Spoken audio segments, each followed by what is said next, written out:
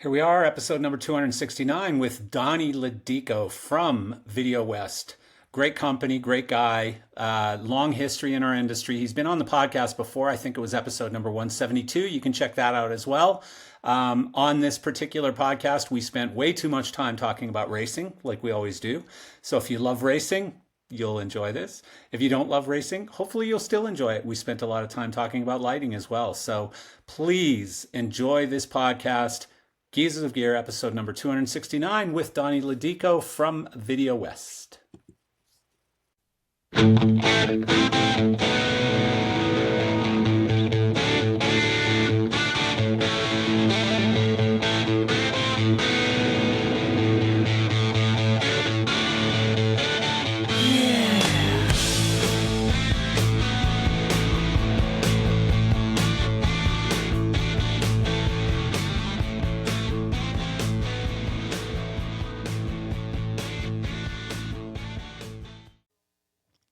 Hello, and thank you for coming today to Geezers of Gear, episode number 269.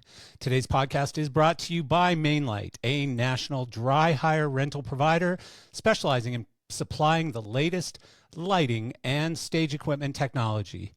Their extensive rental inventory includes moving lights, truss solutions, control consoles, LEDs, and an array of weather-resistant IP65 rated fixtures. Perfect for outdoor venues. Whether for theater productions, outdoor stadium events, or TV film broadcasts, Mainlight is the partner you trust with the gear you want. Committed to quality and reliability, they also provide a robust selection of used sales for their clients. Each item is meticulously maintained, owned by Mainlight, and comes with a 60-day depot warranty, providing you with confidence in your purchase.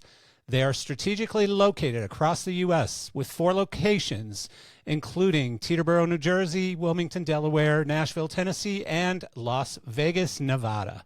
They combine the vast resources of a national company with the attentive, personalized service of a local provider. Discover how Mainlight can equip your next event by visiting mainlight.com today and get a direct quote through their comprehensive online ordering platform.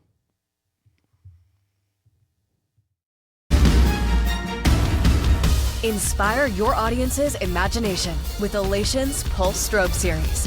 Designed to bolster creativity and deliver breathtaking kinetic intensity.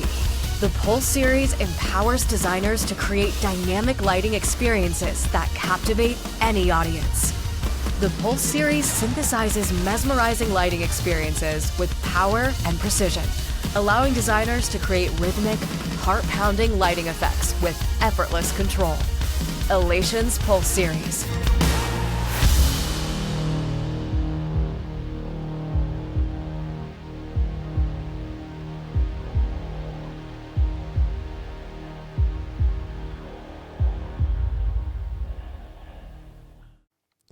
There you go. We thought we'd try something new today with a video from one of our oldest, greatest, most awesome sponsors, Elation. I hope you enjoyed it. For those of you listening, it probably wasn't that exciting. But for those of you watching, what a great video. So hats off to Elation. Thank you for providing us with that content. We enjoy the partnership, and we're happy to see you moving forward with some really great marketing. And so it is interesting that today's sponsor is Mainlight, owned by Mike Cannon, who was also the founder of 4Wall. And by the time you hear this, I'm guessing the 4Wall sale will have been announced. I've got really good information, and I don't want to leak it in case the transaction hasn't happened yet, but I'm confident. I know what's going down, who it's going down with, etc. And, you know, when you've been around the business as long as I have, and some of you have, certainly you find out things, you hear through the back channels, or you're involved in the back channels or whatever. So, you know, again, I've always said it's good for the industry. It's good for everyone at 4Wall. It's certainly going to be good for Mike Cannon because he still owns a piece of that company. And, you know, we got to move forward. So while that company has been in flux, and they are a huge part of our industry, obviously 4Wall has become a massive entity and a big part of our industry, We need them to get this deal done and to be a healthy company. So there you go. And it is time to clean your warehouses. So globally, incoming gear is becoming quite plentiful. We're getting a lot of really amazing listings. So, I know this sounds like an ad. It's not. It is just that time of year. Summer is basically over. And it's been an incredible, massive, super busy rental season, especially festivals and summer shows and all kinds of summer touring, etc. But mostly in Europe, but also Asia, North America, we're just seeing a massive influx of new listings. So what I would say is if you are looking to sell some stuff, move quickly, get the stuff listed. You don't want to list it later if you don't have to. Don't sit on your thumbs. Get to work and get that stuff listed. And remember, we've got this new tool which is called GearSync, which allows you to do bulk uploads, bulk management. You can list up to 400 items at once using a spreadsheet. Very simple. Our team can help you get started on that if you have any trouble with it. But yeah, get moving. And I don't have much on AI today. I just sat through a webinar on AI, which just completely blew my mind. I in fact, haven't been able to think about anything else today other than this. I saw some tools that are available now that were just shocking to me.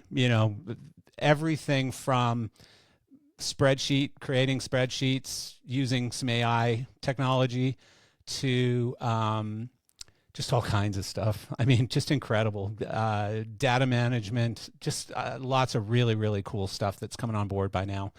But one of the news things that I saw on AI is Gavin Newsom in California is blocking deep fakes. He's been in a fairly vocal, fairly, out there fight with Elon Musk, and he's blocking deep fakes with this new bill, SB 981, which is aimed at reporting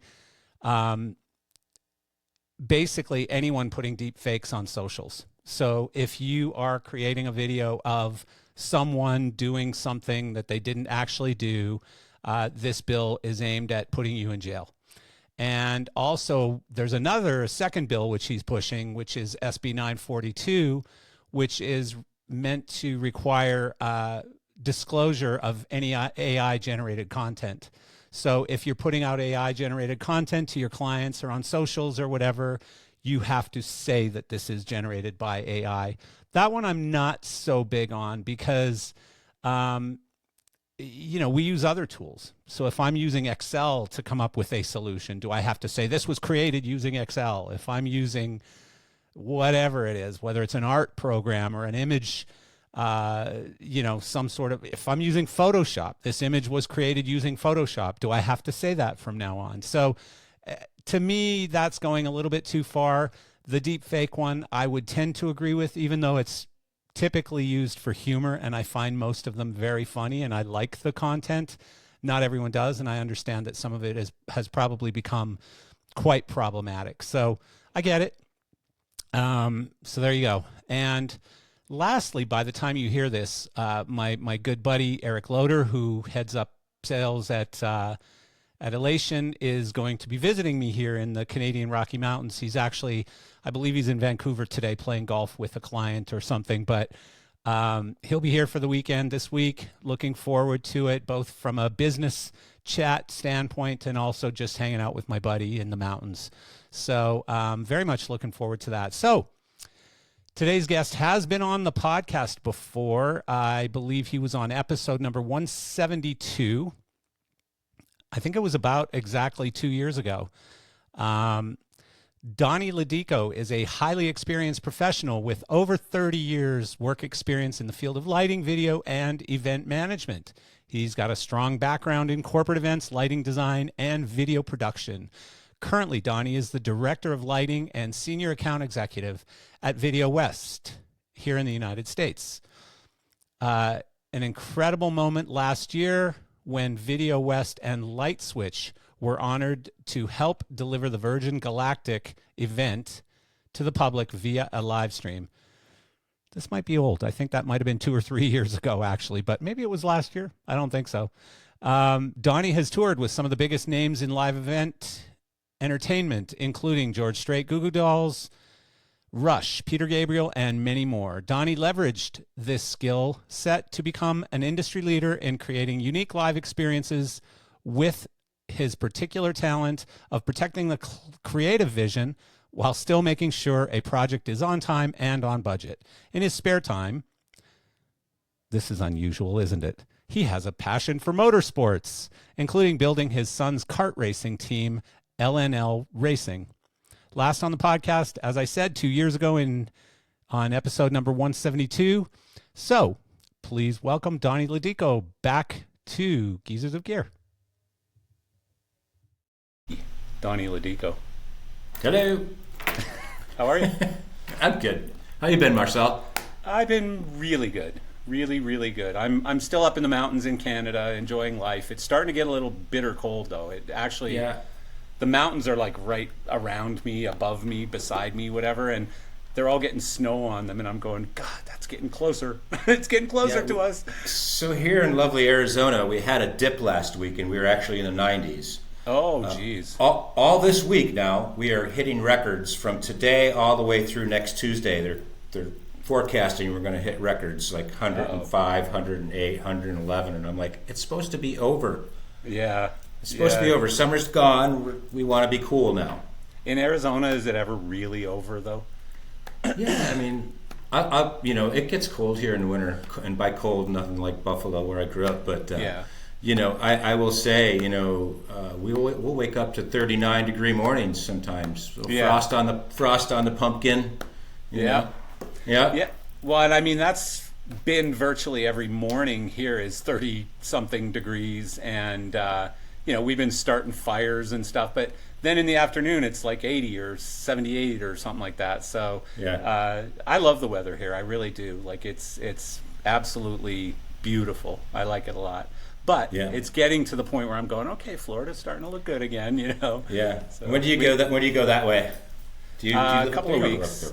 Couple of weeks. Yeah, mid-October we're leaving to go back to Florida, and then we're full-on snowbirds now. We come here in May or June and go back in October. So works out great. Nice. Get out of the cold. It's pretty cool. I love the mountains. Like I really love. I figured it out, and it only took me 50 years or something to really figure it out. But I had it growing up and didn't really care. And when I got to be like, right, when I around 40 is when I was like, I really miss the mountains, and I bought a little condo, and then I really loved it, and then built a house, and I just really, really enjoy being up here, especially when it's warm. I'm not so big on it when it's cold because I like to do a lot of walking and stuff, but I don't really love being freezing, so there is you don't want to be. Yeah, you don't want to be walking when it's terribly hot, and you don't want to be walking when it's terribly cold. Yeah, exactly. You need that. Exactly. So we're going to have to get it out of our system. So we better have quickly the racing talk before we get it much further. So I see your boy's logo on your hat. If you put your head down a little, there it is. So LNL is obviously it's Luca Nicholas Lodico. Okay, there you go. And how's he doing? He's doing pretty well. We just finished our Junior 1 Summer Series. His last race in the Summer Series, he has to move to Junior 2 now because he's 13, so he's hit the mark where he's forced to go. Yeah. And it's good. He had 1 full year of racing as a Junior 1, so he learned a lot. Yeah. We finished 6 out of a class of 22, which I think is pretty respectable for his first full year. Yeah, real good. And now we're going to go get beat up in Junior 2 because they'll be racing 13 to 16-year-olds, I believe. Yeah, there you go. Yeah. That's where it gets really, really fun, though. The racing gets more aggressive.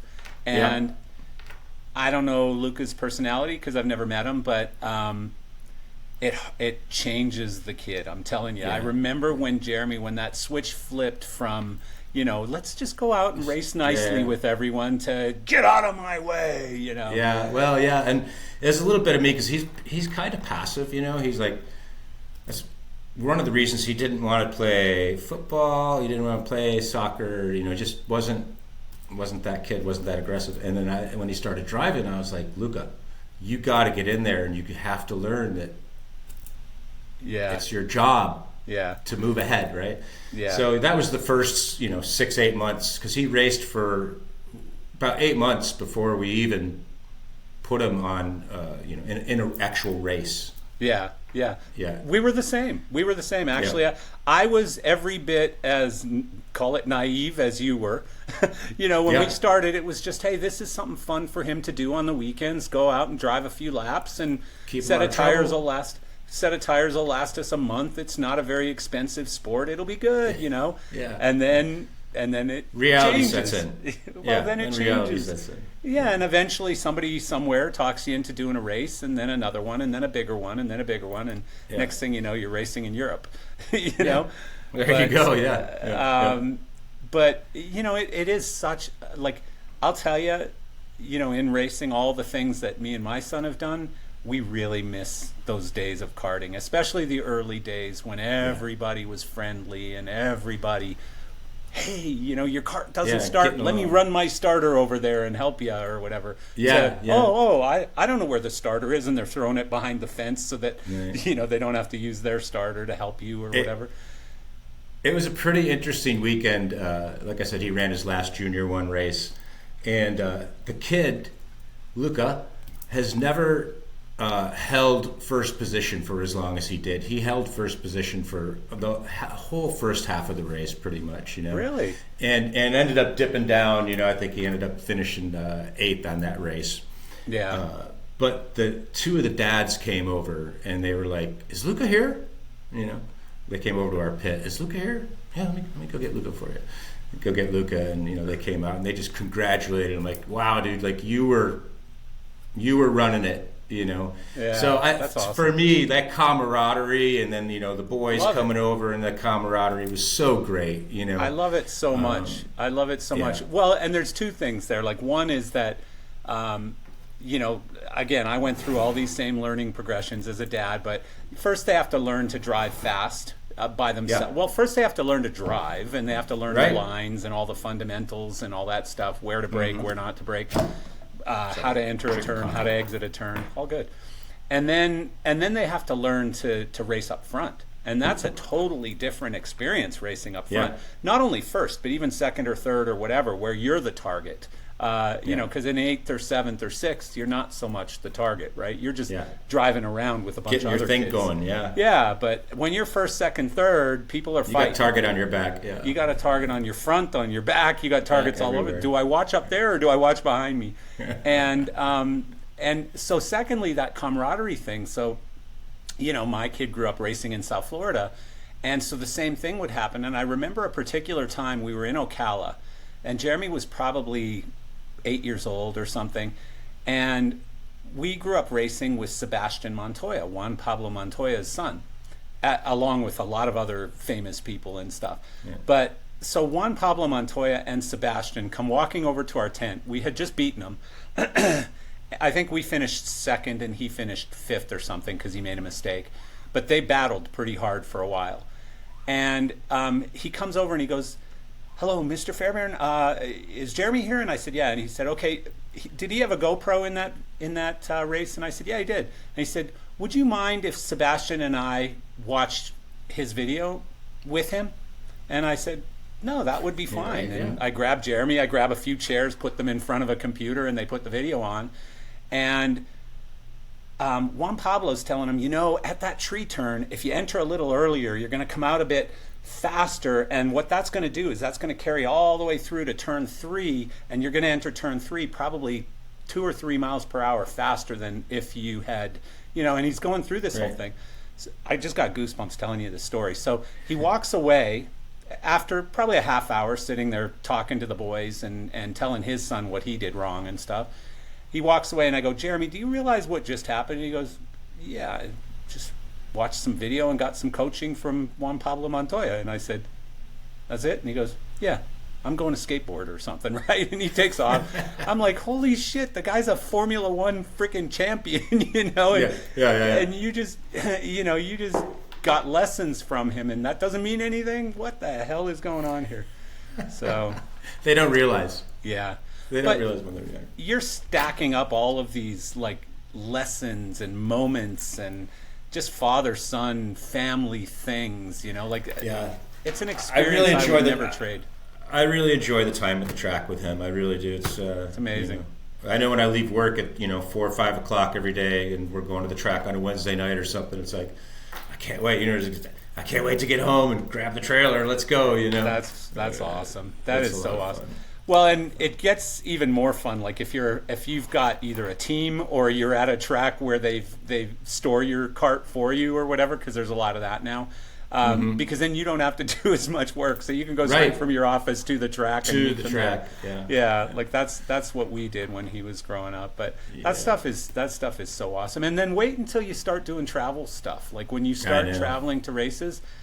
So many of my memories come from like the Holiday Inn in Ocala, Florida, or the Holiday Inn in Indianapolis, or whatever. Like all these weird little towns out in the middle of nowhere where you're staying at these hotels and getting to the track at 6:30 in the morning and stuff. Like, I have so many positive memories of all of that stuff. Like people thought I was nuts wasting my weekends away in these weird places in the middle of nowhere, but such a cool experience with your kid. We're hoping maybe next year will be the year he starts traveling. Who knows? Maybe this year, maybe 2025. Yeah, we'll see what happens. We'll see how his how Junior 2 goes. He's got a lot of learning to do with the new cart. Yeah. Right? Well, if and when you're ready, let me know, and we can we can probably set you up with a team in Florida, and for very little cost have you come in and do one of the races in Florida. Sure, that'd be great. Yeah, we'd have fun with that. Fly in, grab the cart, and go. Yeah. And of course Jeremy's there. He'll if he brings you into his team that he does a lot of work for. Great people, and I'm sure they'll do it for peanuts, and it'll be awesome. It'll be a cool experience. And pick one of the Florida tracks. Well, actually, there's less and less Florida tracks these days because they closed Ocala, and there was one in West Palm Beach that they closed just recently. So it's basically Homestead, Orlando are the two big ones right now. There's one in Tampa that's okay, and there's a few other ones, but anyways, it's all fun. Let's talk about that, shall we? We'll give that a buzz on a phone call. Yeah. We'll chat later. And so, Eric Loader, we're getting off of racing now, so now you can start to listen again, because Eric always sorry, Eric. Talk about racing. So, if people want to hear your bio, they can go back to the previous episode. I think it was 172, and hear how you started and everything. But I was reminded, actually, last week, I was talking with Craig Caserta, and I was reminded that you worked at C Factor. I forgot about that. It seems to be one of those places that was just a really great breeding ground for people who stuck their tentacles out into other parts of the industry. Yeah, it was definitely the school, as I like to call it, the school of, I don't want to call it hard knocks, but it was hard knocks. You're working in New York City a lot. You're working at the Garden. You're working at Radio City. Whatever you're doing out there, it's always high profile, high stress, and you learn very quickly to work within your means, if you will. It's like you have the union, and it teaches you how to work with the union at a very young age. I mean, I think I was like 22 when I walked into C Factor. Yeah, that's right. Yeah, and had no idea. I mean, had an idea, but I was like, oh, look what I stumbled upon. This is great. Well, it's the Sinatra song, right? Like, you can make it there, you can make it anywhere. Yeah. I reflect on my time at C Factor often. Yeah. I met a lot of great people there. Did a lot of great shows while I was there, and even when I went freelance, I went back and worked with Bob. Yeah. Well, I mean, Bob was an industry icon. He was one of the godfathers of this industry of rock and roll lighting.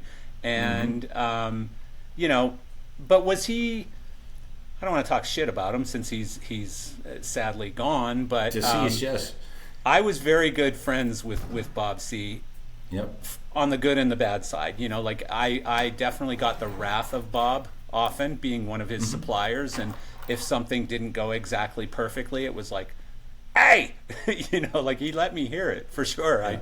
It wasn't sugar coated in any way, but like working there for him, do you remember him as a really nice boss or a really tough boss? A bit of both. Yeah. A bit of both. He could be very stern and difficult at times, and then other times, I remember coming back after the birth of my oldest, Christina. I had been gone forever, so I went home, and he called me right back. He said, I got a gig for you, so I need you back on a train. I was living in Buffalo at the time, so I would come home from the gig, and I'd usually train home or fly home or whatever. So I remember being home for 12 hours, and he's like, I need you to come back. And I'm like, I don't want to come back. I just got home.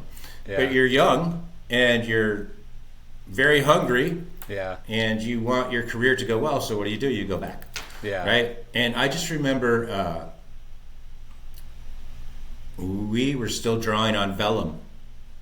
Oh, really? Jesus. Yeah. So we had drafting tables on the third floor, electric erasers, and we had the stencils and blah, blah, blah. Yeah. And this particular job that I was doing, I think I had drawn it, I don't know, 8, 9, 12 times. And I'd draw it, I'd go get him, he'd come look at it, I don't like it, start over, and he would, or move this over there, move that over there. Yeah.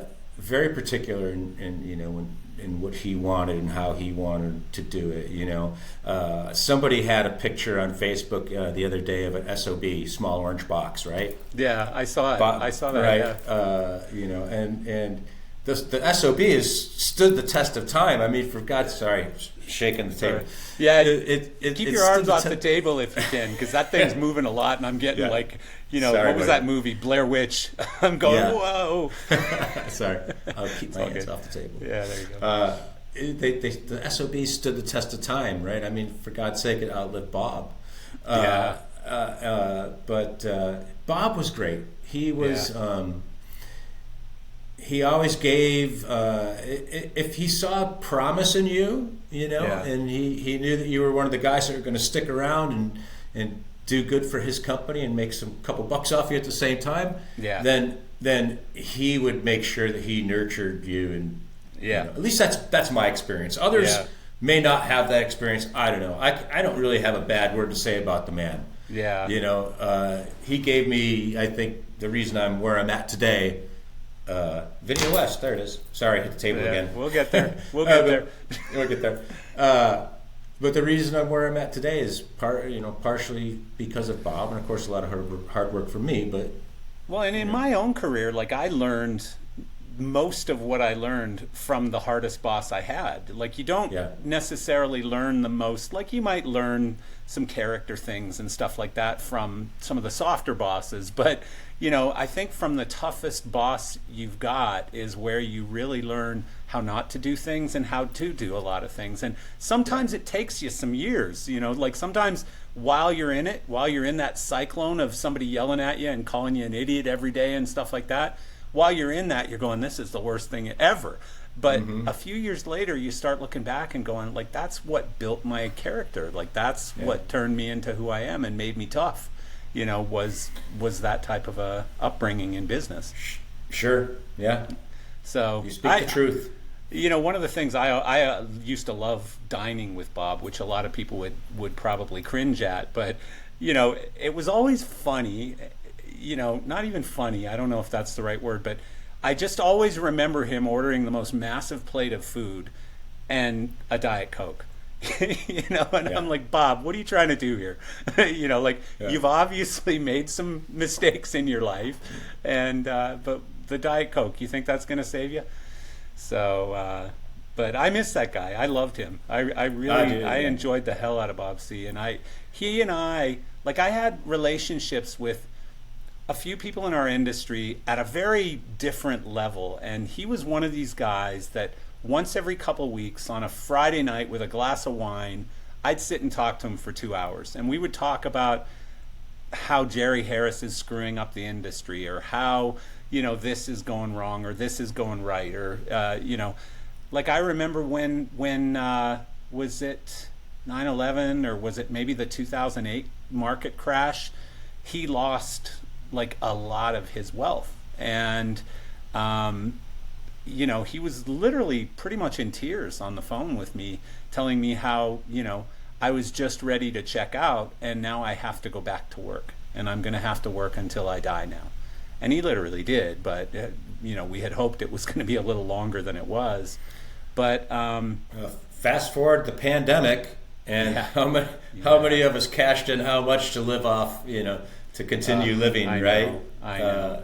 I know so many people. I had planned to retire when I was 65 as well. Yeah. But, I'm going to be 60 this year, and I don't think 65 is going to quite happen. Well, I just turned 60, and I've been having the same thoughts. Like, if you would have asked me when I was 40, I thought retirement by 55. When I turned 55, there's no way you could have convinced me to retire. I was having way too much fun still. Yeah. And I still am today, believe it or not. But now I'm working because I have to work. I'm not working because I want to work right at this very moment. I'm working literally because I got to build it back. Because the last, between divorce and all the stuff, COVID and all the bad things. And, there's a story I don't really talk about too much, but I sued one of the largest companies in the world. My first ever time suing someone had to be the biggest company in the world. And I was right, and they were wrong, and that was acknowledged, but it cost me $1 million, and I got nothing out of it. I had to eventually sign a document basically saying, you were wrong, I was right, but I'm not going to come after you again. Right. Because otherwise, it was getting to a point where I could have been bankrupted by them because they were just using such heavy artillery on me. Like I spent $1 million on legal fees. They spent an estimated $13 or $14 million to crush me. Right. And didn't blink an eye at it. And didn't blink an eye.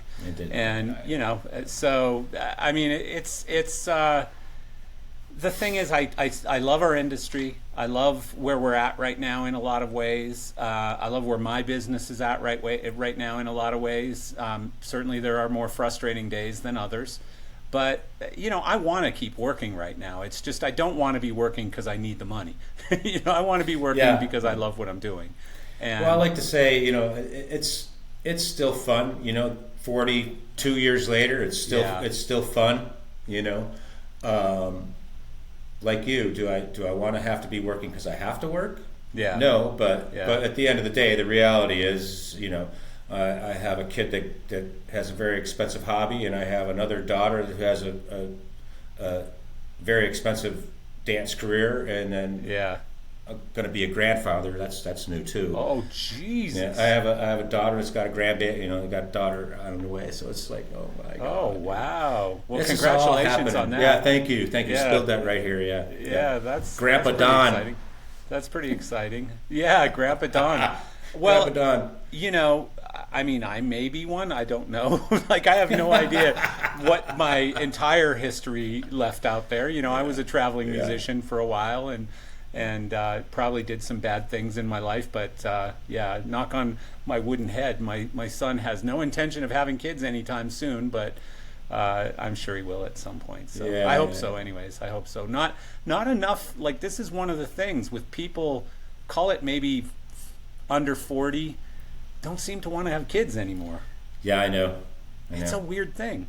And this isn't political, by the way. No politics. No. But no, it's just like my girlfriend has 2 sons in that range, and they're both traveling the world. One of them's married, has no intention whatsoever of having babies. And the other one's single and just having a great time. And I don't think she's going to get any grandkids. And she's got 3 sons, and 2 of them are, like, one's married and one's certainly old enough to be married. And it's just that mentality now. I don't know what it is. Is it selfish? It's so damn expensive, right? I mean, is that what it is? That's what I think it is. It's so damn expensive. And, I'm not going to talk about how screwed up everything is in the world, but that might have something to do with it too, Yeah, that's true. That's true. But guess what? It only gets worse if we stop populating. Sure. That's the crazy thing. Like, I think a lot of people think the world is overpopulated, but if you listen to guys like Elon Musk, who I tend to think is pretty smart, the world is actually underpopulated, and that's going to cause us more problems than overpopulation. So, but yeah, I don't know how we got into that so quickly. I don't know. We just railroaded right down the track. One minute we're talking about Bob C, and the next minute we're talking about the shrinking population. Shrinking population. Stuff like that. Yeah. You mentioned the state of the industry earlier. I like you. I think it's pretty strong. Yeah. I think 2024 is a lot of companies. The industry as a whole is hitting its stride post COVID, because I think I'm a firm believer that 22 and 23 were so off the charts, crazy. Yeah. That the metric was just so skewed, right? I mean, you couldn't use those as baselines. Yeah, you couldn't use it. But this year, for the first year since the pandemic, we actually had our 1 or 2 weeks of downtime in August. Yeah. And everybody was like, "Oh, vacation!" So everybody ran away. But here we are, September, and it's just balls and walls again. Really? Nuts again. Yeah. Well, that's good. It is. I'll tell you what I hear a lot, especially from some of the larger companies, is that this year was a lot more smaller shows. And so you were working twice as hard to make like a 10% increase or a 7% increase on your revenue. So it wasn't like last year where you were just like gangbusters and doubling your revenue or whatever. Like this year was an incremental increase, and you had to work twice as hard to get it because they were smaller shows. Like, so for example, a major account executive in our industry said to me that the last 6 months has been the hardest he's ever worked for no more money, and the next 18 months is the biggest pipeline he's ever had in his career. And I was like, well, that's interesting. So yeah, I don't see those metrics over here. No. Well, I think those change at scale. Like if you're a $5 million rental company, you're going to have one set of data, and if you're 15, another set, and if you're 100 million or 200 or 500 million, you're going to have a completely different outlook. The overhead all grows. That's true. Right. It does, but does the overhead technically in a company shouldn't grow at the same pace as the income. In other words, as you scale the business, there should become an economy of scale that says, for every $1 million in additional revenue, we're only going up. Yeah, we've not flatlined our expenses, but the expenses don't go up at the same rate as the revenue, is what I'm trying to say. So if revenue goes up by 10%, expenses should only go up by 5%, for example. I mean, doesn't it always depends. Work. It doesn't, because I find the busier we get, the more staff we have to hire, whether it's overhire, freelance labor, or whatever it might be, right? So, when you've hit your end stop and you're still cramming it through the machine, right? Yeah. We could still do more. What? Yeah. Well, the other I guess anomaly or tough part in our industry is CapEx requirements. The capital requirements are unlike any other industry that I'm aware of. I'm sure there are some, like maybe SpaceX, being a rocket company, might have really high CapEx costs or whatever. But our industry just seems to be, if you want to play, if you want to play in the big pond, you have to have very deep pockets to be able to buy just enormous amounts of equipment, and the equipment ain't getting any cheaper. And some of that equipment, the returns are getting a lot worse, and the one that I like to pick on a lot is LED screens. LED screens went from being an incredible investment 5-6 years ago, and you would have incredible insight on this, but as I recall, like they used to be, $400 a tile to rent, and now they're $40, and so they got cheaper. I guess the initial cost drop happened, and then they kind of got a little more expensive because they just kept tightening up the pixel pitch and all that stuff, right? Getting better, but that just seems it's like the example I like to use a lot is you used to buy an IntelliBeam for call it $2,700. I think they were $2,750 for a long time. And so you'd buy an IntelliBeam for $27.50. You'd rent it out for $200 a week, and you kept them for 10 years, and kept renting them out for $250 or $275 a week, and that was a very profitable product. Now you buy a ABC light, light, an ABC light for 10 grand. Yeah. You rent it out for $150 a week, and in 36, 48, 60 weeks, it's no longer the soup du jour. And now you got to buy another $10,000 light because that's the one that the designers want this week, right? And so now, by the way, I didn't finish that IntelliBeam. You would sell it used for $2 grand after renting it for 3 years or 4 years or something. You'd sell it used for $2 grand, buy another new one. The math was very good on that. Now the $10,000 light, you rent it for a year. You want to buy the new version of it. You sell it used for $5 grand. The math just isn't so good anymore. It's hard. Yeah. We're of course, we're selling off a bunch of like old, Vipers, Viper Performances, Air Effects, Unicos, just trying to get rid of them. They have lamps in them. We don't want them, right? Yeah. But I will say we got a good 6 years out of them. Yeah. And they, for the most part, paid for themselves. Yeah. And maybe and it's just time to move on because it cost me more to keep them on the shelf. That's the problem. Yeah. Warehouse space, Yeah, it's that's like, the problem. Warehouse space. So yeah, we talk often about like the Christie model was to keep things until they absolutely were gone dead, and they kept Martin Pals and IntelliBeams longer than anybody else on earth did. And Huntley's answer to that was always, well, we still rent them. We still rent them, and we still get return on them. But the thing is, like, at some point, it's just a diminishing value. Like, it's like the amount of money to just store these things and to keep replacing the parts, and a motherboard goes and it's $1,500 or something. Like, it just becomes silly at some point. Yeah. So, I mean, it's a brutal business. It's a hard knock life. Yeah, it's a hard knock life.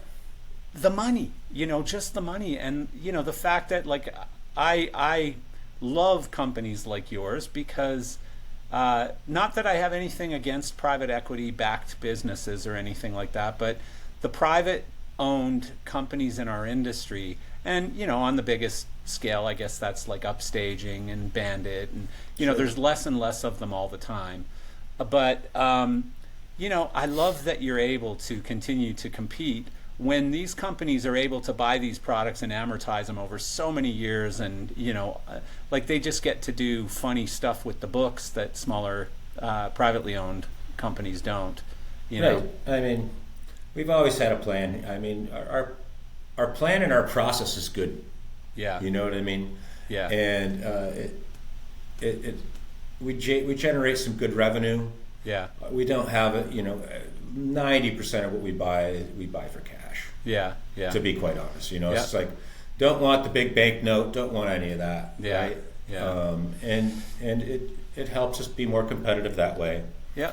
Well, that's a well-managed company. I mean, that's like the old Dave Milley model, the old Terry Kane model. A lot of the Bob C model most of the time. The Bob C model. Yeah. And you know what? It's so easy for me to go talk to the owner. Yeah. I mean, that's true. That's great. Yeah, you don't have to go to Wall Street to talk to the owner and make an appointment and stuff. Right, yeah. But again, I'm not really bagging on the private or the private equity held companies or whatever, but it's definitely made things a little bit harder. I think it's made things harder for everyone, and sure. And where like I always talk about the whole four-wall deal, where they're at right now, and I think it's like I'm hearing that a deal is imminent, probably announced next week, and I mentioned that on the intro to this podcast. But I think that's been bad for the industry as far as just them being on hold for so long, like fighting through this process that they've been going through, where there's buyers at the table and then gone, and then buyers at the table and then gone, and like they've been really close to announcing deals multiple times and then they went away. that kind of stuff, like, it hurts the suppliers. I think it hurts the competitors. It hurts the employees. It's just bad. Like, it's a funk that needs to go away. So it's difficult. I mean, the one thing I could say, being a smaller company, is I feel a lot easier to pay good attention to detail, right? Yeah. What does the job need? What does the client need?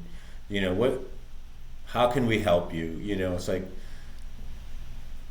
I would say, 80% of my clients, it's more of a partnership than a Joe Blow off the street coming to, I need some lights, and I need some video, and I need some audio, right? Well, the fact that you do so much work with John Featherstone and Lightswitch says that. It says that that's who you are, because I know they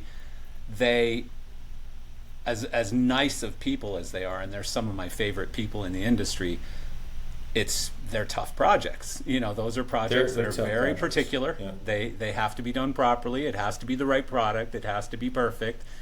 So the fact that you do so many of them says a lot, I think, about the type of business that you and Video West are able to do. Yeah, I mean, we definitely try. We work hard to keep everything on the rails, and then, we got George Strait a couple of years ago. I mean, that was a whole other thing. Video West hadn't done much touring before I got here. Yeah. And that's a big one. Like, way to start out. I know, just kick it right out of the park, right? And it's a blast, because I had honestly forgotten how much I miss touring. And really? I'm not out there. I go out there. I don't know, a couple shows a leg or something. And it's just so great to see it all up, and the process of getting it through the shop, and hey, we got a new look for this year's tour. Now we got to figure out how to put it together, and what's the engineering behind it, And to me, I was like, wow, that was missing for so long in my life, and it's back now. So I kind of like that. That's right? really cool. Hopefully, maybe some more touring from Video West down the road. Well, didn't that George Strait show or tour break some records for ticket sales? That was we did a one-off in the middle of the summer tour. Okay. We went and we did a one-off at College Station, Texas A&M. That's what it was. And set the record. I think it was 109,000 and change or something like that. That's crazy. And it was crazy because we didn't use the tour rig. We used parts of the tour rig. Stacy and Skylar, they wanted to redesign the whole thing. It was in the round. The tour was not in the round. So we built this whole thing and integrated some of the tour with that stadium show. But it was one for the ages. It was that's really cool. Very, very fun to be part of that. So it's still Stacy LaBarbera is still the Stacy really? LaBarbera, Skylar, his son. He runs a lot of it. Oh, that's so cool.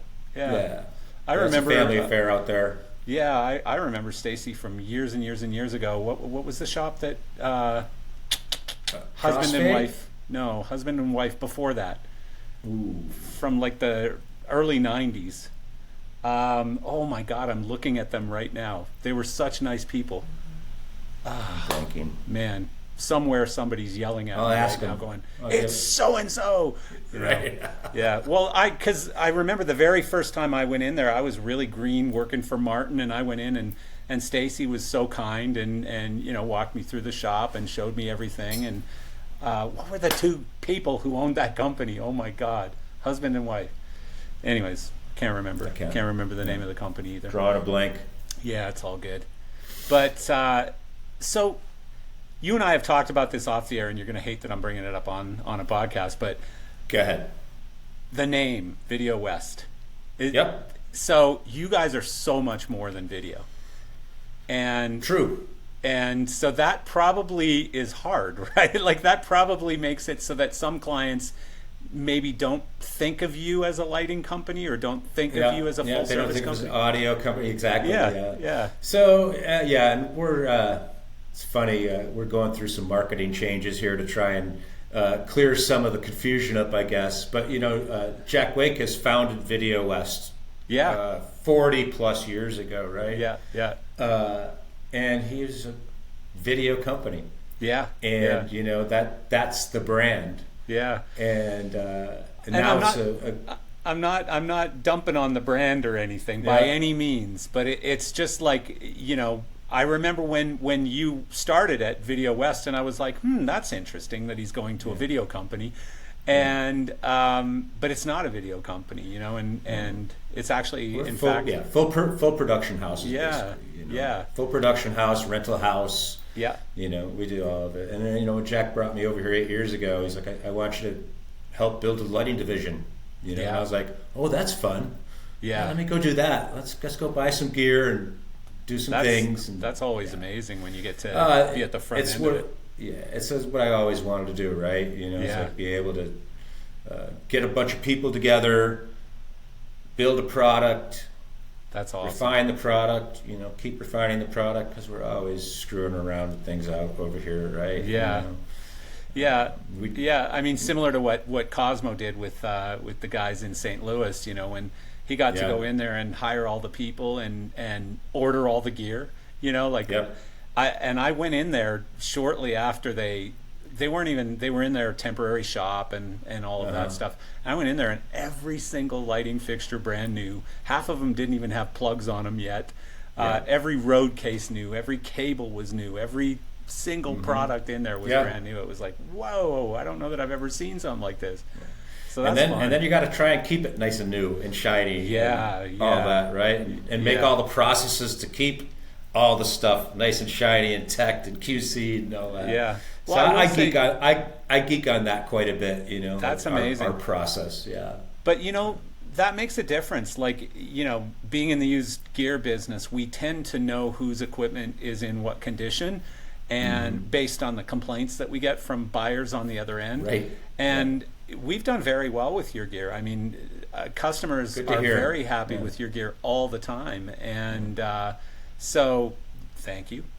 First and foremost, but you know, like especially over the past couple of years, when people have just been batshit nuts, it's been hard to make sure that product is properly teched going out the door and cleaned and looks nice when it gets to the customer. Right. So it doesn't have 10 years of dust on it. Yeah. So today I'm sitting at our new prep facility that we just. That's why I got the white walls. We've barely moved in. Haven't been here that long, but. Brand new prep facility. It's gorgeous, 30,000 square feet of wide open space. It's got previs up front, kitchen, private offices. Which I probably should put some artwork on the walls or something. That would be good. Yeah, that'd be good. Hang up some laminates or some show photos or something. Get somebody to do something over here anyway. Get somebody in there. Yeah, but it's nice.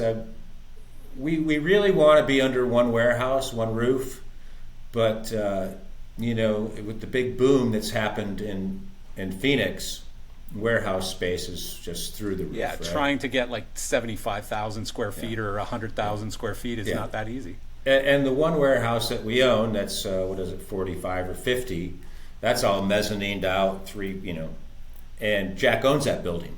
Right? Yeah. So it's kind of like, well, what are we going to do? Are we going to build another one? So we're just kind of, for now, we put prep nice. It's a purpose-built building. We didn't build it. We got lucky. Yeah. This guy built a 60,000 square foot building, put a wall up, and rented it. And I was like, man, look at this place. It's just gorgeous. You know, that's awesome. 35-foot ceilings in it. Oh wow! So it's not going to be rehearsal space. It's just prep. It can be. Wow. We can do some pre-production here. We can do whatever we want to do here. That's why I like the space so much. It's got 8 docks. Yeah. It's got 3 street level. Roll right into the place if you want. You know. Nice. So it's a that's good a big spot. Commitment. It is. Yeah. It is. That's cool. So what else is new at Video West? So like. Is it spending season? Are you getting rid of all that extra CapEx money laying around and buying a bunch of new gear? Or yeah, we're putting the wish list together. Right, for LDI. There you go. So people listening, Donny and team are going to LDI with pockets full of cash. Might and they're spend some looking to money. buy stuff. Yeah. So book dinners and breakfasts now. Right. With Donny. Right. Yeah. No, that's cool. That's fun. I mean, when you can go to LDI ready to make purchases. Yeah. The thing about our industry, though, it's all changed. Like, it used to, you had to go to LDI because that's where all the new stuff was released, right? Right. It ain't like that anymore. Like, it's released throughout the year, and they bring it around to your shop and show it to you because everybody has sales reps in the region and all that kind of stuff. So it's not as much timed around LDI anymore. Yeah, as much as I honestly, in all transparency, like I like to have lights come to the shop. Like I'll go to LDI to see, oh, look at the fancy shiny stuff, you know. Yeah. But then to actually look at it. Yeah. Yeah. Bring it to the shop. Let me put it in here. Let's play with it for a while, you know. Well, and no matter how big a company you are, it's hard to get the time with the person at LDI for a long period of time because you're standing there talking to them, and suddenly, you know, some big designer or somebody is standing behind you, and they're like, "Oh, 1 second, Donny," and they go to that guy. And like we said earlier, lights aren't $2,000 anymore. They're $8,000, $10,000. These are so real guess purchases. what? I might want to take the lid off the $8,000 or $10,000 car. Yeah. Get under the hood, have a look at it. Yeah. What you know? Use it. Have you seen any new stuff that you're really liking right now, or have you guys recently bought into any of the new product launches this year? We bought some more. We bought the iForte. Bought a bunch of those. Nice. We bought a bunch of the Martin XIPs. Oh, okay. I like those quite a bit because they're nice. The Aura or the Aura, the Martin XIP Aura. Okay. Because they're small form factor. We needed something to replace our old aging Auras. I mean, we still have. Believe it or not, I still have like 48 Auras left that are, you know, as they die, we throw them, we recycle them, you know. People still buy Auras. People still buy original Auras. Like, we sold thousands of those for Christie and for others. Yeah. People still buy them. They're still a decent fixture for certain things. Like, remember, for the small ballrooms, they're fine. Not everyone's at the level that your clients are. You know, there's these guys down here too, right? And we service all types. I mean, you know, we have some of these, you know, small ballroom shows that are, you know, 12 fixtures, and they don't want a $250 or $300 light, right? Yeah, yeah. You know, have you seen the Viper XIP yet? I have. Yeah, I have. That's a crowded area. You know, that part of the market is really crowded. There's so much really great stuff. You know, Elation has come out with some really cool stuff. Elation's coming out with some nice stuff actually right now. Yeah. I've got some of their stuff that I'm looking at actually in the shop now. Yeah. Have you seen the Pulse? Did you get the Pulse? The Pulse strobe? Is that the bar? Oh no! Yes, I do. I have the Pulse strobe at my shop right now. Yes. So at the front end of this podcast, because Elation is sponsoring this podcast, there's a video on the Pulse, a new video that they did with this drummer and stuff, and it's really, really good. It's a great looking fixture. You know, I'm a big fan of the Ayrton Rivali and its big brother, which is called, God, what is it called? I can't remember. They got some weird names over there, but they've got some nice stuff too, though. But you and I should know the names because they're all race cars and race tracks and Veloci. I don't know how you say it, but Veloci. But that's coming out. You know, so Elation, Martin with their stuff, Ayrton with their stuff. I mean, Clay Packy seems to be a little lost right now, but they've got some really nice stuff coming out too. Everyone, I mean, that's the cool thing about this moment in our industry is everything's nice, everything's good. Everything's pretty good. Everything's pretty good as far as, like, you know, new fixtures and technology. I think is, you know, seems to be like we're going in the right direction, I guess. Yeah. I mean, I guess the frustrating part is still you're always going to have 100 of the thing that this particular designer doesn't want, and you're going to not have any of the ones that this particular designer does want. And as much as I think our industry has become somewhat homogenized on the product side, like everybody's got to wash a beam, a spot, a this, a that, a shutter fixture, you know, and but there's still like that one thing that I gotta have that. I need that fixture or whatever, right? So, you know, you guys are always having to go out and spend money. Yeah, it's part of the plan, I guess. Part of the everyday plan. Keep everybody happy. Yeah. You know. So what about from a video standpoint? Like, is there a lot of really cool technology happening on the video side right now, or is it where are we at in that cycle?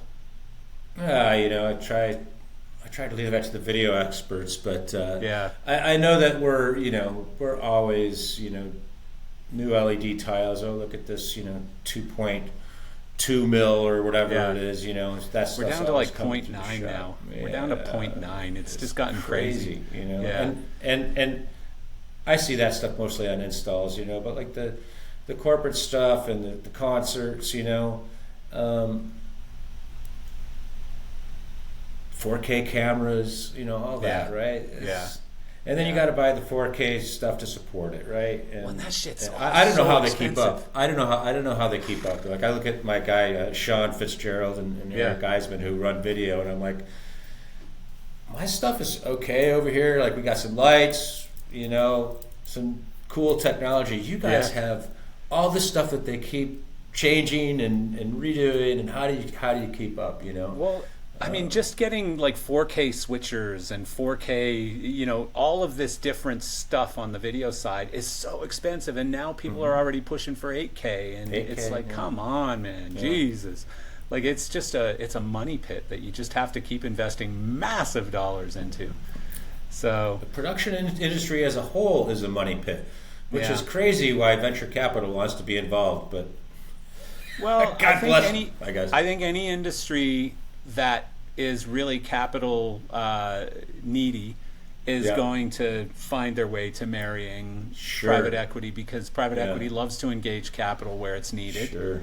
And in our industry, like the way the progression constantly goes is these guys buy like $20 million companies and they want to get them up to 50, and then they sell it to a private equity group who's got a sweet spot of $50 million to $100 million, and then they grow it to 100, and then they sell it to the next guy, to the next guy, to the next guy, until you've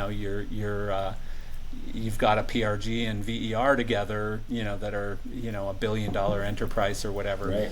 But I mean, they exist for a reason, I guess. And it just complicates things a little bit at times. So you mentioned touring, which obviously you have a passion towards, but like what kind of business does Video West, like what's your sweet spot as a company, or are there many? As a company, corporate and trade show. Corporate and trade show is what the company was built on. And, quite honestly, when you get off the road and when you're like 45 or whatever the hell I was, 40 when I got off the road, corporate and trade show were the way to go. Right? You get to stay home. So, I love it, and I've learned over the seasons. I'm sorry. I've learned that there's seasons, like there's the trade show season, if you will, right? In January through March, April, it's just insane in the trade shows, But the company was built on corporate. And so corporate touring, I would guess, is a really small percentage of what you're doing right now. Still, it's maybe a quarter. Well, and trade shows, again, I mean, it's a whole new gear requirement. Like they need different stuff, obviously, than touring. Touring, you can get away with throwing a bunch of Vipers up and making people happy. Maybe in a corporate show, they need to be different. Well, I mean, trade shows, I find there's a lot of crossover. There's, the same shutter light that you use at a corporate business meeting to frame a screen or to cut a stage in or something is the same light that you're going to use at the trade show to get the guy's sign header or something. Of course. And like we did a trade show last year that had this cool anamorphic wall that was on a corner, and it looked like things were coming out of the wall. The content was built so good. Like some of the trade shows, like the higher end trade shows, some of the technology is unbelievable. So I've heard mixed opinions, I guess, on whether corporate shows are completely back or whether like 25 is going to be the big year of the return of massive corporates. I think they've been strong. Yeah. I think there may have been a little bit of a I don't want to say it's a bubble, but maybe a burp in early part of 24 when everybody was talking, late 23, early 24, recession.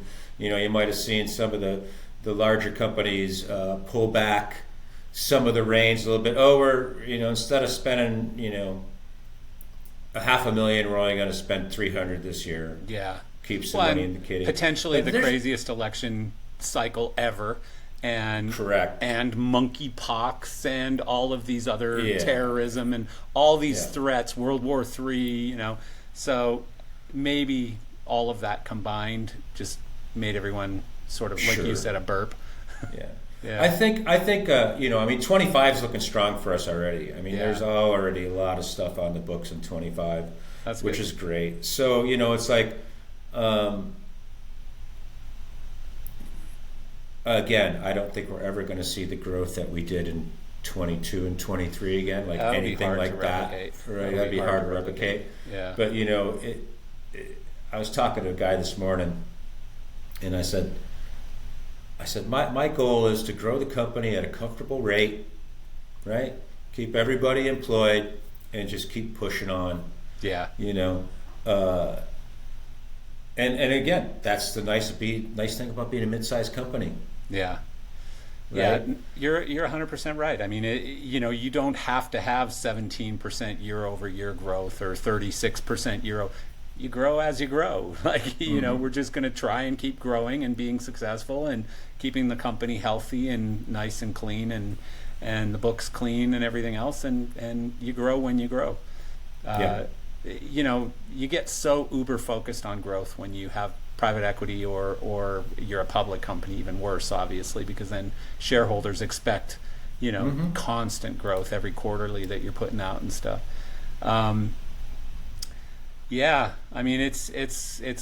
It's a weird business right now. What about speaking of weird business?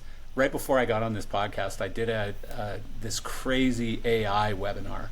And if you've listened to any podcasts I've done over the last year, I'm fairly addicted to the topic of AI. And specifically AI as it relates to our industry. Because the easy sort of statement to make is AI is going to destroy our industry and people are going to lose their jobs and, consoles that program themselves. You won't need lighting designers anymore or video directors or anything. I don't believe that.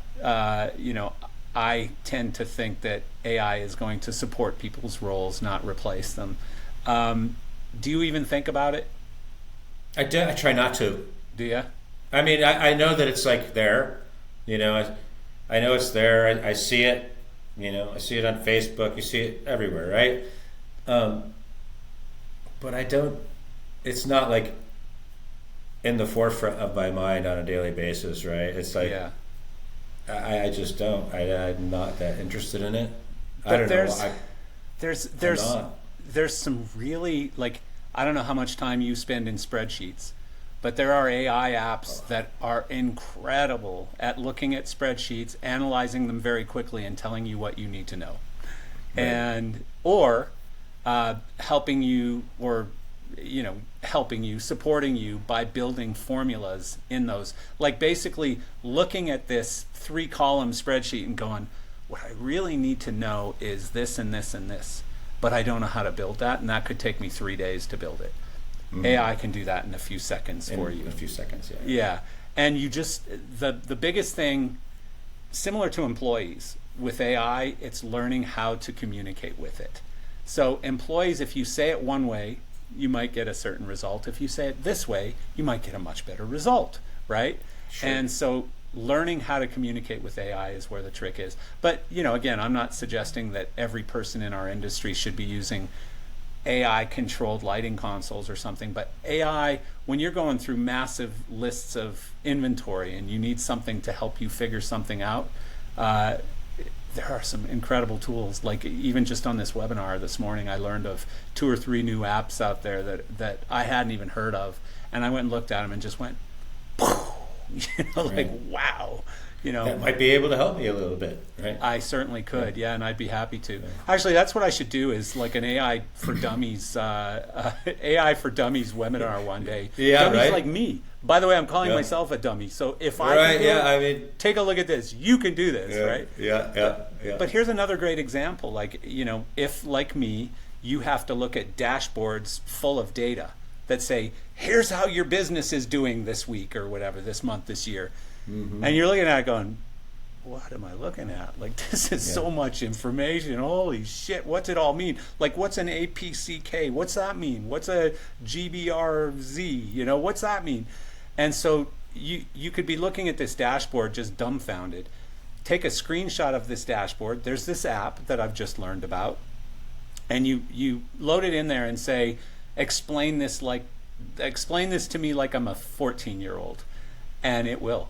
It'll tell you what every single box means, what you should be looking to do because you've got a problem here. This one over here looks really good. Like, it's basically having an analyst review that data for you and reading it back to you like you're a child. And, I'm not saying most business owners are children, but we can't know everything about everything. So I should probably use this for my kids' track data sheet. 100%. No, 100%. Right. That'd be a great use for it. What gear should we put on the cart today with this air quality? Right. Hell yeah. I mean, or jet. What jet do we need, or what gear do we need, or whatever. Yeah. I mean, those things were always a bit of a crapshoot because, like, we'd have engineers and mechanics who'd been to that track 100 times, and even they couldn't make the decision. They're like, well, it's this temperature, it's this, right. We're starting in 7th, so that plays a role in what gear you're going to want because you want to jump ahead of some people quickly if you need to. I mean, it's always a crapshoot. Like, even if you have all the data and you understand it perfectly, it's still like, what's the driver feel like today? Like, are you going to keep your foot on the gas pedal or no? Like, so, yeah. But we're not using any AI automation at all here yet that I'm aware of. Again, maybe I'm sure it's maybe not even the big stuff. Like maybe little stuff like helping on spreadsheets. Yeah, sure. Or I can see it helping on some spreadsheets. Yeah, sometimes I am scratching my head, going, "How the hell am I going to figure this out?" Yeah. Well, if you ever want to spend 15 minutes on a screen share, I'm happy to show you a couple things.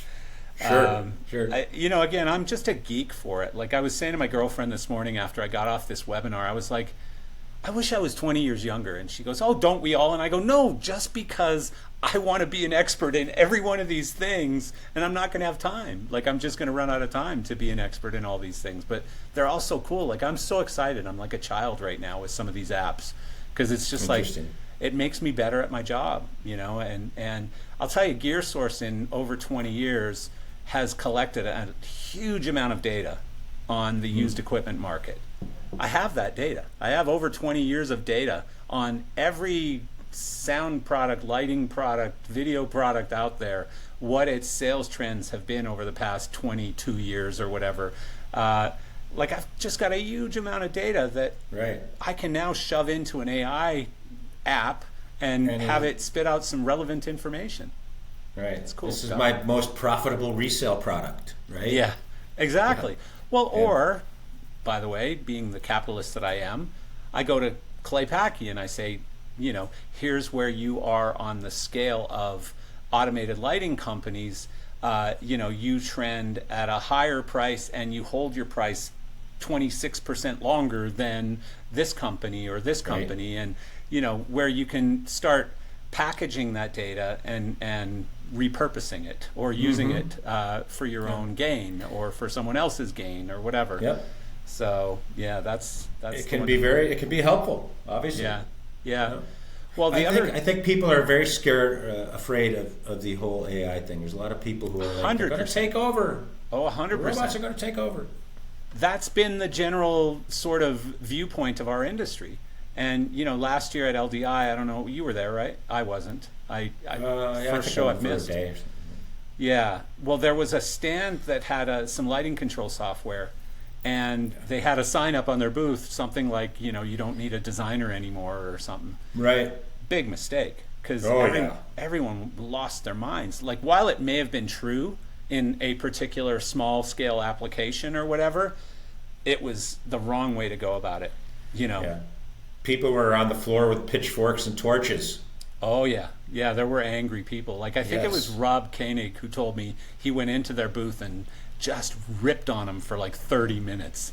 And as he should. Yeah. I mean, as he should. Again, it's the wrong way to go about it. Saying I'm coming for your job, lighting people, is the wrong way to go about it. How about saying, tired of writing lines of JavaScript? Let me help you. You know, or things like that. Like, finding the part of your job that Donny Lodico does not need to be doing, that maybe you know how to do it, but you shouldn't be spending your time on that, because your time would be much better spent over here doing this other thing that only you can do. Yeah. And that's the purpose of AI. That's what I use AI for, is to keep me focused on the things that I should be focused on, not on the things that I do because nobody else in my company knows how to do it, or I just geek out on it because it's fun or whatever. But so we talked forever about your son, but we forgot about your daughter, Taylor. So what's she up to? So your other daughter is the one that's having the baby. Taylor's... Yeah. So we have 4. I have Taylor and Luca. Yeah. And then I have Olivia and Christina from my previous marriage. Right? Okay. Yeah. Yes. So so you have Taylor, 3 daughters and a son. Yeah. 3 daughters and a son. Again, never retiring. So what's easier, daughters or sons? I think sons. Yeah. Sons, you just leave enough. Sons are like cats. You leave some food in the fridge and you can leave for a week and hope they don't burn the house down, but they'll survive somehow. I could grab my son by his ear or his arm and say, come on, let's go. You know? Yeah. But no, so Taylor is, she's starting another year in competition dance. So that actually, I think their first event is in November somewhere, Omaha or someplace like that. What kind of dance? Well, she's mostly like jazz and whatever, right? Yeah. Nice. And then of course she's on the pom team, and that's a traveling pom team. They go to nationals. So there's all kinds of traveling going on everywhere all the time in my house, right? Yeah. And that's fun. Olivia is I'll call her my middle daughter. She's 22. She's the one having the baby. Yeah.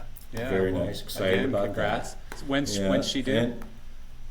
January. Oh, fun. January 16th. Yeah. Fun.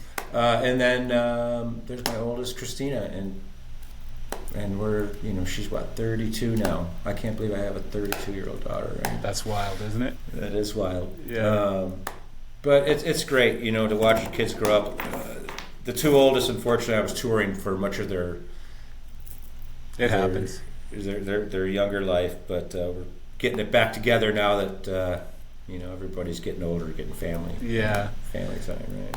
Do you still have time to do your RV trips, or has that one gone by the wayside? So the RV goes to the track a lot because it's very hot here in the summer. Yeah. And you need something with some air conditioning. So it's at the track a lot.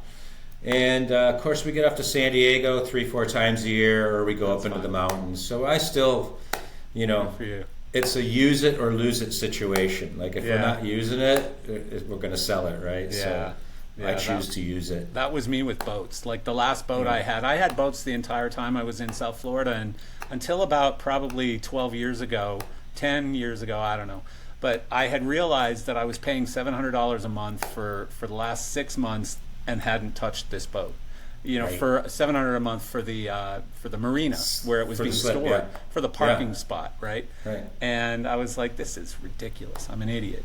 And so I sold it. And, I was so busy with Jeremy with his racing at that point that it was just pointless having it. So, I mean, the hope is that when the kids are out of the house in about 3 to 4 years, that well, I shouldn't say out of the house. When the kids are old enough to be on their own when they're 18, I was thinking you're kicking Luke out of the house pretty early there, aren't you? Yeah. When the kids are old enough to stay home and responsible, Mom and Dad will probably. I'll probably work from the road a lot more. Yeah, good for you. Who knows where Luca will be in his race career? Maybe we'll. I have no idea. You know, that wouldn't be a bad idea for me to work from the road, like to have an RV and because you can have Starlink on your RV now. Yes. And I can work from anywhere, literally. Like even now, Marcel, it's like I'll go out maybe up to Flag or something on a Thursday. And, you know, I've got my mobile hotspot with me, so I'm sitting in the RV, maybe boondocking, maybe at an RV park somewhere. That's awesome. Gigging, and then, you know, okay, it's 5 o'clock. All right, let's go out and do something. You know, I don't know. Yeah. It gets me the freedom that I want, basically. Yeah. You know. Well, there's a lot to be said for what that different scenery does for mental health. You know, like I mean, for me, being up here in Canada in the summers. Just being around nature and walking in the mountains every day. And when you're living flatland in Florida, and I'm not on the ocean, so I don't have this incredible view or anything. I see palm trees and stuff. That's about it.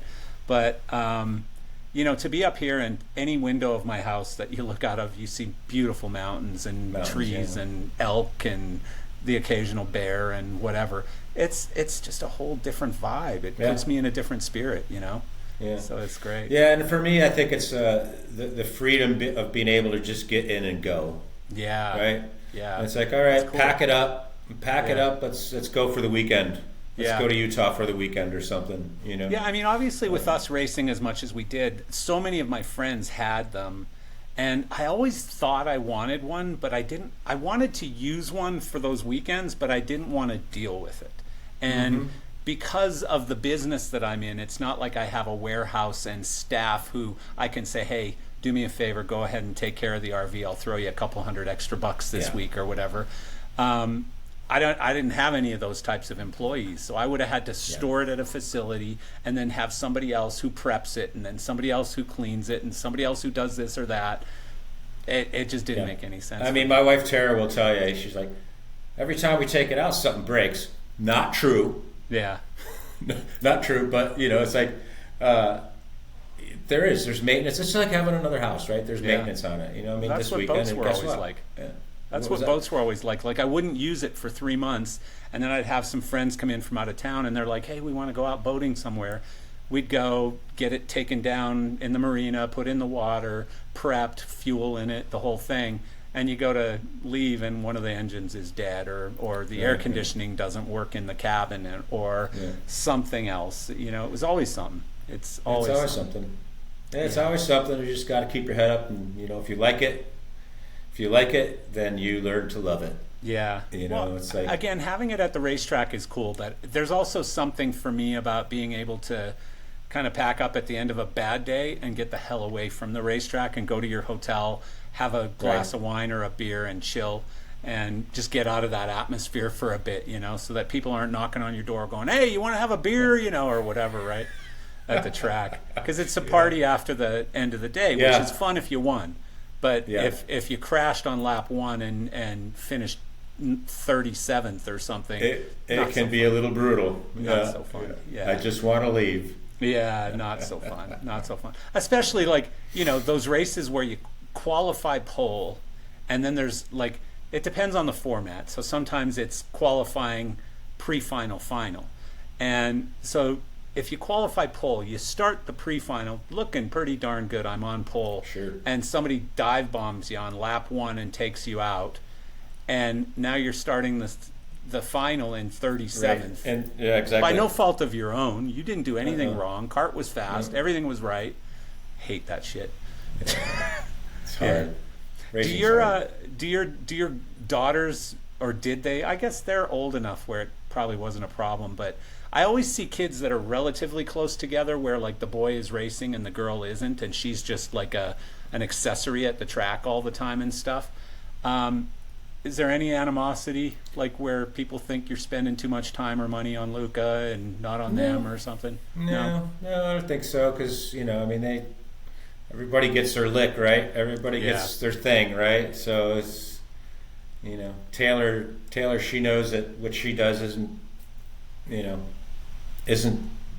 that inexpensive either. You know, Yeah, there's always yeah. a flight. You know, Yeah, no matter what it is. Right. Yeah, no matter what it is. If a kid is doing, whether it's cheerleading or dance or racing, or even I got some friends who play who play I guess it's league soccer, right? And they're on a traveling team, and they're traveling everywhere every weekend too. So there's hotels. It's not like when we were kids and it was like go to the little league field and go hit the baseball with little Johnny. Yeah. It's like and I'm sure there's some of that, but like when you get your kids into competitive sports, it's a whole nother animal, and you have to fit that in with your work schedule and your family schedule and your sane time. Yeah. Like, I'm going to lose my mind because Well, again, sorry to go back to racing, but money in racing has become sort of the penultimate decider of who goes on and who doesn't. And it's depressing to me because, like, our kids, mine sort of at the tail end of it, yours is at the front end of it, but our kids have invested so much time. We've invested money at a different scale, like, granted, we're not billionaires, so we're not investing the same way some of these people are, but we're investing, if you compare it, we're probably investing more than they are, on a per dollar sort of scenario, right. per capita, whatever you call it, but they're billionaires, so $100 to me is pennies to them. Right. But we're investing all this time and energy, and sometimes it ends up going absolutely nowhere, more often than not. And so a flip side of that is my girlfriend is British, and her brother he's got a soccer academy in England, a very good one, and a lot of his young players end up going into junior academies for a lot of the big teams and stuff. But his own son is 15 now and was like the hottest prospect in England, and just got signed yesterday by Arsenal. And so this kid, from the time he was like 11 years old, he was signed by Nike, where they were giving him like £1,000 a month in shoes and jerseys and shirts and clothes and whatever he wanted. Teams are providing you training for free. Like, you can take a kid from beginning of soccer to being signed by Arsenal and eventually making £40 million a year or whatever. You can take them from here to here with very little money. Whereas in our industry, like that, somebody did research a few years ago, and this is depressing, but he said to get a kid from karting to Formula One, I think the number, this was maybe 6-7 years ago, the number at that time was estimated to be around $100 million. $100 million to get a kid from start to Formula One. And that number has only gone up. Yeah, I better go find another few side jobs and a sponsor or three. Yeah, exactly. Yeah. So, oh my God. Anything else that we didn't talk about that we needed to? I don't know. I know you mentioned Craig Caserta last week. You did a podcast with him. Yeah, he did. Yeah, right? Yeah, you should listen to it. It was we got way too far into his kids, like we just did today again. Well, we all do. We're old, and that's what we want to talk about. I love talking about kids. I love hearing what other people's kids are doing, and I love dads like you and me who are not only willing and able, but passionate about pushing our children in whatever direction they want to go, and helping them, assisting them go that direction. And you're an extreme. Like me, I just had to earn enough money to make sure I could keep paying for it because I'm not a mechanical guy. So nobody wanted me wrenching on a go-kart. Wrenching on a cart. Nobody wanted me doing that. So from day one, we always had to have our own mechanic. We always pretty much... I'm enjoying the process of learning how to wrench on it and taking it all apart and replacing the clutch and all that. Here we are talking about racing again. Sorry, Eric Loader. He'll get over it. But I mean, it's you have to have an outlet besides your gig. I agree. And I will tell you, for years, as an adult, I did not have an outlet. And it wasn't until my son said he wanted to start racing that I was like scared out of my pants because I had no idea. I remember calling you up and going, Marcel, He wants to race. What am I going to do? You know. And I said, run away. Tell him no. So for me, you know, it's I now have something outside of a job that I love. Yeah. Right. And I also have something with my son that I love. And, you know. It's awesome. So it's great. It's great. And it makes the family life better. You know, we can rag on him. Yeah.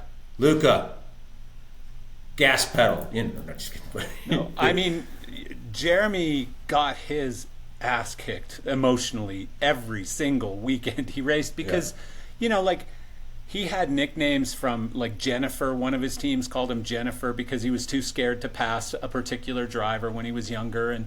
But, you know, seeing him evolve not only as a driver but as a human through all of that, like, to me, I learned through adversity and through getting yelled at, and a foot up my ass and all that stuff. Yeah. I'm not into the soft training approach, you know? Like, I think it's character building to throw a kid to a bunch of crazy adults and tell them to survive. You got to figure this out, kid. I'm not gonna hug you every time you. Like, whenever my son put his visor down on his helmet after a race, I knew he was crying inside the helmet, and I said, Jeremy, number one, you're gonna take your helmet off, so everyone's gonna see you crying. And I mean, I know this is brutal. This is probably emotional warfare or something, but but number two, you know, you don't cry over racing, buddy. You brush yourself off and you get back in the cart next time. Try and again. Do it differently. Yeah, do it right. And it's try again. That adversity, I think, has helped him and will help Luca and will help you. And you know, it's great to go through. It is. It is. Well, thanks for doing this again. I appreciate it so much. And you know, I love Video West. You're a great company, and obviously your leadership there has built a beautiful lighting business. And I look forward to seeing you at LDI. I'm doing something funny at LDI this year. We're doing something called Dining with Dinosaurs, where it's a luncheon thing, and it's basically like a round table luncheon where people come in and have lunch, and at every table there's like anywhere from 2 to 4 what we're calling dinosaurs, which will be like the Bob C's of the world, you know, like basically people who were the godfathers of our industry. Do we have to register for this? How do we get a seat at the table? How do we, on ldishow.com, you can register for it. Dining with Dinosaurs. It's called. Dining with Dinosaurs. And there is going to be a limit to how many people they let in. And it's going crazy. Like, I was talking to Ellen from LDI a couple days ago, and she said it's already 40% booked. And I said, how's that possible when we've hardly even announced it yet? Like, you know, it's crazy. But I mean, some of the people that we're bringing in are going to surprise people. Like, some of them have been retired for 10 years. You know, some of them literally were the beginning of that particular part of the market or whatever. So, yeah, it's going to be fun. I'm really looking forward to it. It'll be fun. I got myself a note. Dining with Dinosaurs, LDI. See if I can make that happen. You're not old enough to call you a dinosaur. I'm not a dinosaur, but I want to go have some lunch with some. So talk to some people. We've set the criteria for geezers. Actually, Eric Loader set this criteria at 50. And so I've had a lot of people on geezer gear that are below 50. But for Dining with Dinosaurs, we said 60 is the bar. You got to be over 60, and then we'll officially be able to call you a dinosaur. And you know, we thought about you got to be in the industry at least 40 years or all of these things. But as long as you're over 60 and we think that you were part of the foundation of the business, we're good. That's awesome, dude. It'll be fun. So all right, buddy. Awesome. Well, I'll see you soon. All right, buddy. Yeah. Yeah, peace. Good luck. Have a good one.